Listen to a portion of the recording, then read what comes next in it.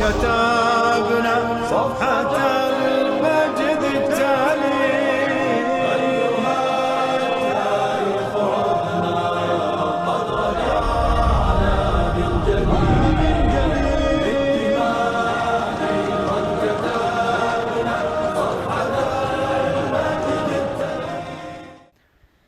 بسم الله الرحمن الرحیم. الحمد لله و الصلاة و السلام علی حبیبنا و مولانا رسول الله و علی آله و صحبه و من والا. سلام و صد درود خدمت شما عزیزان با یه برنامه دیگه و یک شخصیت بیمانند و یک درس بسیار مهم از یکی از شاگردان مکتب رسالت حضرت رسول اکرم صلی الله علیه و سلم، سراجا منیرا بودند. برعکس تمام شخصیت‌های بزرگ دنیا، در دنیا هر وقت یک شخصیت بزرگی باشه، افرادی که دور و برش هستند هر چقدر هم بزرگ باشند در وجود اون شخصیت گم میشند و هیچ اسم و رسمی ازشون نمیمونه. تنها رحمت للعالمین این ویژگی رو داره که هر کسی که به ایشون نزدیک و نزدیک‌تر شد ستاره درخشاندری خواهد بود. از جمله افرادی که بهش میگفتن ابوالمساکین، پدر ناداران، پدر بی‌نوایان. این هفته رو بیاد اسمش رو بذاریم اسم رسیدگی به بی‌نوایان. در تمام هم و غممون رو بذاریم که بی‌نوایان جامعه رو شناسایی کنیم، بهشون برسیم، به زنهای نادار، به یتیمان، به افراد بیکار، به افراد بیمار، به افرادی که نیازمندند. این هفته خودمون رو آموزش بدیم برای رسیدگی به بینوایان تا در این مرحله یک مقداری پیش بریم که بشه به ما گفت پدر بینوایان. اگر پدر بینوایان شدید ببین که در همین دنیا چه مژده‌ای میگیریم. این فردی که میخوایم ازش حرف بزنیم بهش میگن جعفر طیار، جعفر بالدار، جعفری که 2 تا بالداشو پرواز میکرد، جعفر ابن ابی طالب. ایشون کسی بود که در همین دنیا پیامبر اکرم صلی الله علیه و سلم فرمودند که من دیدم جعفر رو که تو بهشت داشت پرواز میکرد. این ابوالبینوایان، پدر بینوایان، ابوالمساکین، به این مرحله رسید. با چی؟ با همتش، با جوان مردیش، با تلاشش، با ایمانش. در بین صحابه کرام 5 نفر بودند که به پیامبر اکرم صلی الله علیه وسلم بسیار شبیه بودند. اونایی که یکم چشاشون ضعیف بود وقتی اینا رو میدیدن فکر میکردن رسول اکرم صلی الله علیه وسلم بود. یکی از اینها ابو سفیان ابن حارث هست، پسر عموی پیامبر.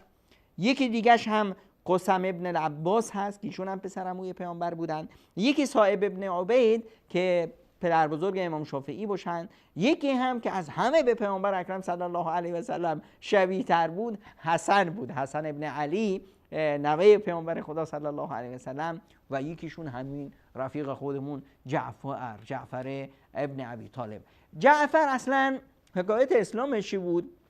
قبل از اسلام در مکه یک قحط‌سالی خیلی بدی بود. بعد ابو طالب هم که سرکرده مکه بود، خان مکه بود و جایگاه داشت، اما از نظر اقتصادی بسیار وضعش خراب بود. بهترین افراد بنی هاشم که وضع اقتصادیشون خوب بود، یکی محمد ابن عبدالله که بعداً پیامبر خدا صلی الله علیه وسلم شد بودند که با خدیجه ازدواج کرده بودند که یک بازرگان سرشناسی بود. یکی دیگه هم عباس و محمد پیامبر قبل از نبوت، اینا ثروتمندای بهترین، وضعشون از بقیه بنی هاشم بهتر بود. پیامبر اومد پیش عباس گفت عباس جان ببین ابو طالب عمومون وضعش حالی خوبی نداره، خب بیا ما کمکش کنیم. گفت چیکار میتونیم بسش بکنیم؟ گفت ببین از بچه‌ها چیزی رو من بگیرم یکی رو شما بگیر، حداقل یک مقداری دور و برش خلوت‌تر بشه. عباس گفت واقعا خیلی حرف به جایی گفتی پسرم، برادرزاده، خیلی واقعا دست در نکنه، بریم. رفتن پیش ابو طالب گفتم عمو جان ببین وضع حال اینطوری و شما، گفت عقیل واسه من بذارید، بقیه از بچه‌ها هر کسی می‌خواید بردارید. پیامبر علی رو گرفت برد خونه خودش و عباس جعفر رو. علی هم که قصهش رو میدونیم که بعد دیگه به اسلام اومد و علی شد علی ابن ابی طالب این حیدر و داماد پیامبر اکرم صلی الله علیه و سلم. جعفر جون خودمون خب اسلام که اومد، جعفر هم ازدواج کرده بود به اسما ابن بنت عمیس که بعدن که جعفر شهید شد همسرش رو ابوبکر با ازدواج کرد. بعد که ابوبکر از دنیا رحلت فرمودن اسما رو علی باش ازدواج کرد. به این صورت نمیذاشتند که در جامعه بیوه زنی بمونه یا زن نیازمندی بمونه. در هر حال جعفر و اسما از اولین افرادی بودند که وقتی اسلام اومد اسلام آوردند و شدن مسلمانای بسیار خوبی. خب وقتی که اسلام آوردند و در حال ابتدای اسلام و آغاز اسلام یک مرحله بسیار سختی بود، شکنجه شدن، درگیری ها شد، اذیتشون کردن، بد و بیرا بهشون گفتن، با سنگ و با فش و با هر چی بود از در حال مشرکین بودن، یکم نگذاشتن. توی این زمینه وقتی که جعفر دید که با وضع حال اینطوریه و فرصتی شد برای اینه که پیامبر اکرم صلی الله علیه و سلم دنبال یک مرکز دیگه بود که اگر اسلام رو اینجا کافرها ریشه کن بخوان بکنن ما یه جای دیگه داشته باشیم. گروهی از مؤمنان رو که زیر فشار بودن با افراد ویژه رو انتخاب کرد، اینا رو فرستاد به چی؟ به حبشه. و پسر عموش جعفر هم همراه خانمش رفتن به حبشه. وقتی رفتن به حبشه و در اونجا خب در حال از پیامبر دور بودن، از خانه خدا دور شدن، اما در امنیت کامل داشتن عبادتشون رو میکردن و زندگیشون رو میگذاشتن. قریشی‌ها تا به تحمل نآوردن، فهمیدن که این یک به هر حال نقشه هست از پیامبر که بتونه یه جای دیگه یه پاتوقی واسه خودش دست و پا کنه. اینجا بود که دو تا از افراد عمده خودشون رو که بسیار زیرک بودن اینها رو فرستاد برای آوردن بازگرداندن این مهاجران. عمرو بن العاص که بهش میگفتن داهیة العرب، باهوشترین و زیرکترین عرب ها، همراه با عبدالله ابن ابی ربیعه که آدم بسیار سرشناسی بود، اینا رو فرستادن شما برید پیش نجاشی و این بچه‌هایی که فرار کردن رو برگردونید تا ما پوستش از سرشون بکنیم. عمرو و عبدالله رفتن پیش نجاشی، همون با خودشون یک هدایای بسیار زیادی برده بودن و رفتن اول به اطرافیان نجاشی از این ارمغان‌های حجاز که برده بودن به اونا دادن، اونا رو راضی کردن، گفتن بابا برای بچه‌های ما اومدن اینجا فرار کردن، خب الان مثلا دین شما رو میگرفتن یه چیزی، نه دین پدرهاشون هم گذاشتن کنار، دین شما رو هم قبول نکردن، واسه خودشون یه دینی تراشیدن، ما میخوایم اینا رو از نجاشی که اینا رو بندازه بیرون، ما بریشون گردونیم پیش پدر مادرشون. خب پدر مادرشون بهتر میدونن باشون چیکار کنن، خب شما هم ما رو کمک کنید. گفتن هیچ غمتون نباشه.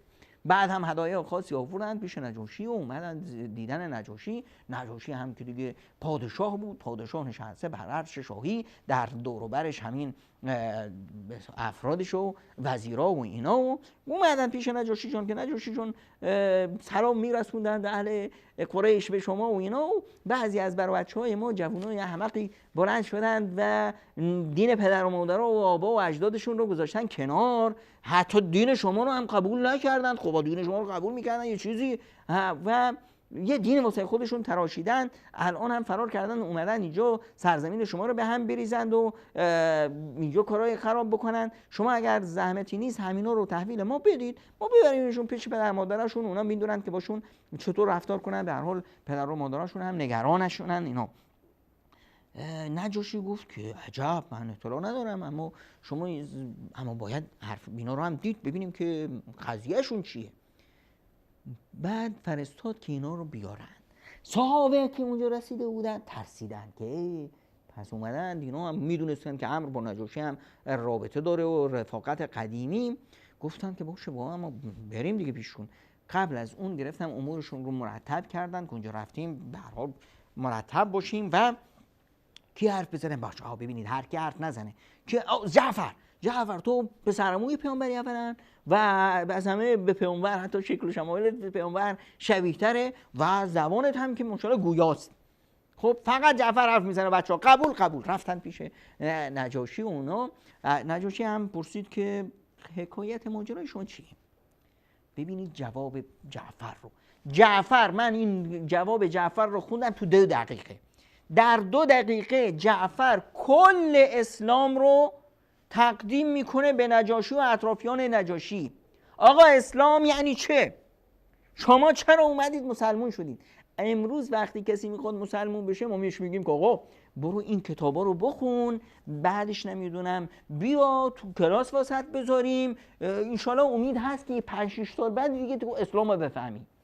این اسلام پر از قفل و پر از معما این اسلام نیست. اسلام اسلامی است که جعفر داره در 2 دقیقه خلاصش میکنه. اسلامی که روستایی می اومد از روستا، چوپون می اومد از رمش رو میذاشت بیرون شهر، 2 دقیقه می اومد پیش پیامبر اکرم صلی الله علیه و سلم اسلام رو یاد میگرفت، اشهد ان لا اله الا الله و اشهد ان محمدن رسول الله، برو پی کارش. آخرش هم میبینیم که رفت قبل از ما رسید به بهشت. پس این به اسلام معقد، اسلام پر سوال و پیچ و نمیدونم چی، این چیزی هست که ما تو سرامون تراشیدیم. اما اسلام واقعی اسلام بسیار ساده. حضرت جعفر میاد به نجاشی میگه که ببین ایها الملک، پادشاه ها، ما افراد جاهلی بودیم، نمیدونستیم، سنگار خودمون میتراشیدیم، عبادت میکردیم، مرده میخوردیم، کارهای فاحشه میکردیم، صله رحم به جا نمی آوردیم، به همسایه‌مون بدی میکردیم، قانونمون قانون جنگل بود، قوی ضعیف رو میخورد و وضع ما اینجور براکت بود. خداوند متعال از بین خود ما برای ما پیامبری فرستاد که ما اون رو خوب میشناسیم، صداقتش رو میشناسیم، هممون بر امانت و پاکدامنیش هممون آگاه هستیم. بعد این فرد اومد و به ما گفت که ما رو دعوت کرد که آقا بیایید از این کارهای زشت دست بردارید، از عبادت سنگایی که خودتون تراشیدید دست بردارید و به ما امر کرد که آقا راست بگید، امانتدار باشید، به خویشاونداتون و به همسایه‌ها خوبی کنید، از خون و خونریزی نکنید، کارهای فحش و فحشا نکنید، زورگویی نکنید، مال یتیم رو نخورید، به زنها تهمت بیجا نزنید و ما را امر کرد که آقا عبادت خدا رو به جا بیاورید و غیر از به خداوند شرک نورزید، نماز برپا دارید، زکات بدید، رمضان رو روزه بگیرید. ما هم دیدیم که حرفش واقعا حرف حسابه، حرف عقلی. ما هم اومدیم قبول کردیم و اومدیم دینش رو قبول کردیم. وقتی ما این دین پر از پاکدامنی، پر از اخلاق، پر از احترام این رو قبول کردیم، این قوم ما بر علیه ما شوریدن و ما رو زدن، ما رو اذیت کردن و از سرزمینمون بیرونمون انداختن. مجبور شدیم بیاییم پیش شما، شمایی که پیامبر اکرم صلی الله علیه و سلم در وصف شما گفتن که شما انسانی هستید که پیش شما به کسی ظلم نمیشه. به این صورت نجاشی این حرفا رو شنید، گفت شما واقعا دیگه میدان شمایید. خب از این چیزایی که پیامبرتون میگه، که آیات قرآنی که پیامبر میگه که آورده، پیامی که از جانب خودش آورده، چیزی رو میتونی واسه من بخونید؟ جعفر هم شروع کرد. کاف ها یا عین صاد ذکر رحمت ربک عبده زکریا اذ نادى ربه نداء خفیا قال رب انی وهن العظم منی واشتعل الرأس شیبا ولم اکن بدعائک رب شقیا. این حکایت زکریا و آل عمران و یک نجاشی رو میدونه. سوره چیه؟ سوره مریم. یعنی تو دین شما مریم، آل عمران، اینا وجود دارن؟ نجاشی وقتی اینا رو شنید گفت بین شما و بین آنچه که پیامبر شما آورده و آنچه که حضرت عیسی آورده یکیه. ما و شما که دینمون یکی آقا، و شما برید آزادید، هیچ کسی حق نداره شما رو اذیت کنه. مسلمونا خوشحال شدن اومدن بیرون و بعد امر که دید که کار به اینجا کشیده، خب خیلی آدم زرنگی بود، فکر کرد که یک کاری بکنم که نجاشی دیگه مخش بزنم که اینا رو همه رو بکشه خلاص. گفت که به رفیقش عبدالله گفت ببین عبدالله ابن ابی ربیعه دیگه اینو ما رو خیلی خید کردن و یه کاری میکنم که دیگه اثری ازشون نبود، ریشه‌شون رو بکنه. اون گفت ببین امر، ببین از این دیوونه بازی ها در نیاری ها، اینا هرچه باشه خیشای ما هستن. گفت خیش بی خیشی. دیدی با ما چیکار کردن؟ دیدی آبرومون رو بردن؟ روز بعد امر اومد همینجور خودش رو زده بود و گفت که پادشاه ها نمیخواستم بگم اما دیگه مجبور شدم بگم. چیه هم؟ میگه نمیدونی که اینا در مورد حضرت عیسی یه حرفایی میزنن؟ نجاشی وحشت کرد چی دارن میگن؟ میگه من دیگه نمیتونم این رو به زبان بیارم. دیگه اینهم یقولون فی مریم قولا فی عیسی ابن مریم قولا عظیما، اینا یه حرفایی میزنن. نجاشی دستور داد و براشون گردین اینا که این حرفای خوب میزدن یعنی پشت پرده چیزایی دیگه دارن. خب آوردن جمع کردن آوردن مسلمان ها رو که نجاشی هم که آقا شما در مورد حضرت عیسی ابن مریم چه میگید؟ صحابه قبل از این وقتی که شنیدن وحشت کردن که نکنه این امر یک کاری کرده باشه. گفتن که بله اینو میخوان که در مورد حضرت عیسی شما میگید، حالا شما میگید که پسر خدا نیست، اونا دارن میگن که حضرت عیسی پسر خداست، شما میگید بنده خداست. خب این که دیگه پیش اونا دیگه یعنی اینی که سرتون میزنه. بچه‌ها چه بگیم؟ حضرت جعفر گفت ببین بچه‌ها، ما ارزش ایمانی که خداوند برای ما گذاشته راستگویی، ما راستش رو میگیم، همون چیزی میگیم که خدا و پیامبرش به ما گفتن، هر چی شد. این جعفر داره به من و شما میگه عزیز به اسلامت فخر کن، به دینت فخر کن، نرو پیش نمیدونم یک انسان سکولار، یک انسان نمیدونم غرب زده، فرهنگ زده، خودباخته، بی هویت، ضعیف الهویت و ضعیف الشخصیت، اونجا بیری یک اسلام مرده بر مبنای خاص اون تصویر کنی. نه اسلام حالا اون طرف نمیخواد بفهمه که مشکل اونه، اما این معناش این نیست که ما بگیریم کردن اسلام و هر طرفی که دلمون میخواد بپیچونیم. خب رفتن پیش نجاشی، اون نجاشی گفت که آقا در مورد عیسی ابن مریم شما چی میگید؟ گفتن که همون چیزی که خدا و رسولش به ما گفتن که حضرت عیسی ابن مریم بنده خداست و پیامبر خداست و روح خدا و کلمه خداست که بر مریم بتول پاک دامن نازل کرده و آیاتی که در مورد حضرت عیسی اومده بود و تلاوت کردن. نجاشی وقتی اینو رو شنید اشکش سرازیر شده بود. گفت به خدا سوگند آنچه که شما در مورد حضرت عیسی گفتید همون چیزیه که عیسی ابن مریم بر اون بود. اطرافیان نجاشی شروع کردن گفت که بابا خودتون نکنید، واقعیت اینه، این دینی که تحریف شده اون چیز دیگه است. اما واقع با خدا سوگند این حرفی که شما میزنید حرف خداست و این پیامبر شما پیامبر خداست. بروید شما در سرزمین من آزادید، هر کسی که به شما توهین کرد و به شما بد گفت جریمه میشه، هر کسی که به شما اهانت کرد و شما را اذیت کرد بازخواست میشه. قوانین گذاشت نجاشی برای حمایت از مسلمان‌ها، قانونایی رو وضع کرد و به این صورت به مسلمان‌ها در حبشه 10 سال رو گذروندن. بعد از 10 سال راحتی برگشتن. وقتی برمیگشتن جالب اینجا بود که پیامبر اکرم صلی الله علیه و سلم رفته بودن به غزوه خیبر، وجود یهود رو از منطقه پاک کرده بودن، یهودی‌ها شکست خورده بودن. پیامبر برمیگشتن خوشحال که یهو جعفر جلویش سبز میشه و پیامبر اکرم صلی الله علیه و سلم میفرمایند ما ادری بأیهما افرح، نمیدونم به کدومش من بیشتر خوشم، به فتح خیبر یا به بازگشت جعفر. و جعفر اینجور اومد و بعد از این یکی از غزوه‌های اخیری که پیامبر اکرم صلی الله علیه داشتن به معته بود که پیامبر اکرم صلی الله علیه وسلم یک لشکری رو فرستادن به معته و امیر این لشکر سپاهبد لشکر زید بن حارثه بود و فرمودند که اگر زید احیانا شهید شد بعد از زید سپهبد لشکر جعفر ابن ابی طالب باشه و اگر چنانچه جعفر هم شهید شد عبدالله ابن رواحه. و این لشکر 3000 نیرو داشت. وقتی رفتن در معته دشمن رومیان با یک لشکر 200,000 نفری اومده بودن به مصاف این لشکر. نبرد بسیار سختی در گرفت. اولین شخصی که جام شهادت رو سر کشید سپهبد لشکر زید بود، بعد از اون جعفر هم شهید شد.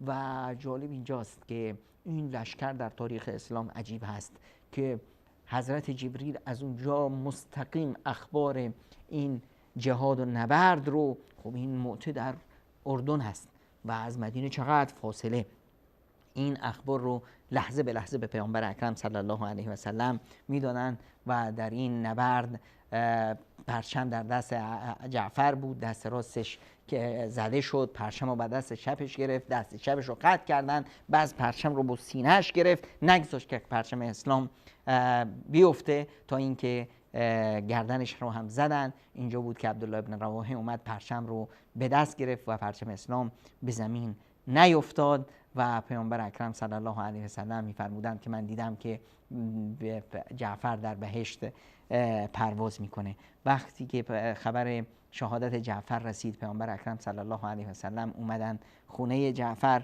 و همسرش رو دیدن، اسما ابن امیس. اسما وقتی که پیامبر رو دید که رنگشون پریده و ناراحتن، دویدن اومدن پیش پیامبر، بچه ها اومدن پیش پیامبر و پیامبر بچه ها رو گرفت، بوسیدشون و بویدشون و بغلشون کشید و اشک میریخت. اسما فهمید که خبری شده و از پیامبر اکرم صلی الله علیه وسلم پرسیدند که خبری از مؤته دارید؟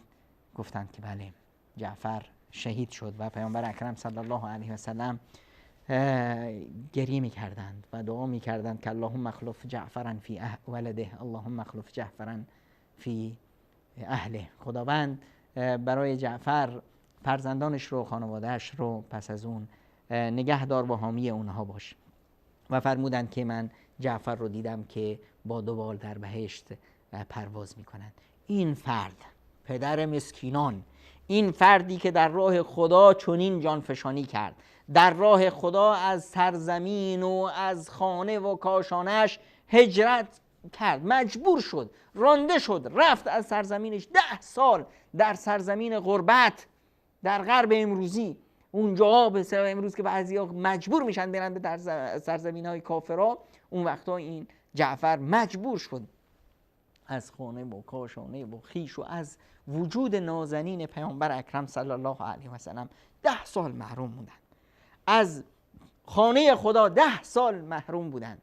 بعد از اون برگشتند به مدینه منوره و این چنین جانفشانی کردند و این چنین در راه خدا دعوت کردند و دعوتش رو دیدیم که جعفر سبب شد که پادشاه حبشه اون روزگار نجاشی مسلمون بشه و یکی از کسی بود که وقتی وفات کرد پیامبر خدا صلی الله علیه و سلم براشون نماز جنازه خوندن.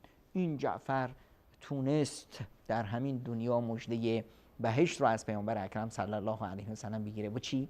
با همتش، با توانمردیش، با شباهت داشتن در زندگی و در رفتار و در سلوک و گفتارش به پیامبر خدا صلی الله علیه و سلم، با اون حرص و ایمانی که داشت برای رساندن دین. درد داشت، دلش پر از درد بود که این دین رو چطور به جهان و جهانیان برسونیم، این پیام رحمت للعالمین رو، این رحمت رو چطور به بشریت هدیه کنیم. این جعفر بود و این درسی که برای ما گذاشت. پس ما بیاییم سعی کنیم مثل جعفر بیاییم در رفتارمون، در سلوکمون، در کردارمون، در گفتارمون به پیامبر خدا صلی الله علیه و سلم نزدیک بشیم تا مثل جعفر بتونیم جان فشانی کنیم در راه خدا و تا مثل جعفر بتونیم وارد بهشت بشیم و از جمله افرادی باشیم که رضی الله عنهم و رضوا عنه، خداوند از اونها راضی است و اونها از خداشون